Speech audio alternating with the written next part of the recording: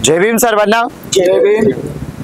काल काँग्रेसच्या सभेमध्ये जी काँग्रेसचे रावेर विधानसभेचे उमेदवार धनंजय शिरीष चौधरी आहेत यांच्या प्रचारासाठी जी प्रतापगडी यांची सभा आयोजित करण्यात आली होती, त्या सभेदरम्यान मुकुंद सपकाळे हे जे जळगावचे आहेत आणि स्वतःला आंबेडकरवादी म्हणून घेतात, यांनी ज्या पद्धतीचे स्टेटमेंट दिले, या स्टेटमेंटमुळे एकतर समाजाची दिशाभूल होते आहे आणि खऱ्या अर्थानं मला व्यक्तिशः सामाजिक असुरक्षितता निर्माण झालेली आहे।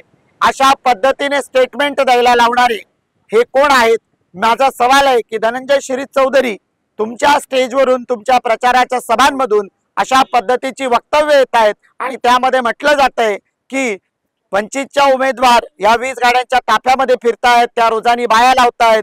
तर तुम्ही गावागावाचे सीसीटीव्ही फुटेज चेक करू शकतात, 20 गाड्यांचे ताफे कुणाचे फिरतायत, कुणाच्या प्रचारामध्ये 200-200-300 रुपयांनी लोक फिरतायत, नाहीतर याविषयी आमच्याकडे काही फुटेज आहेत, आम्ही ते सांगू शकतो। माझं खुलं आव्हान आहे की तुम्ही खरं सरळपणे याचं स्पष्टीकरण द्यावं आणि सांगावं की याला जबाबदार कोण। तुम्हाला नेहमीच या ठिकाणी प्रहार जनशक्ती पक्षाचे उमेदवार उभे आहेत, ते तुम्हाला बी टीम वाटत नाहीयेत का?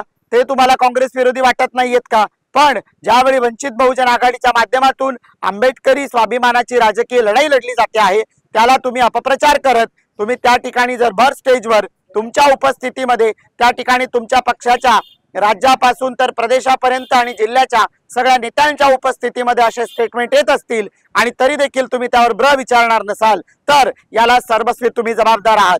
मी धनंजय शिरीष चौधरी तुम्हाला खुलं आवाहन करते की तुम्ही जे म्हणत आहात, ज्या ठिकाणी स्टेजवर म्हटलं गेलं की मी मॅनेज झालेले आहे, मला भाजपाने पैसा दिलेला आहे, तुमच्याकडे याचे कुठले पुरावे आहेत?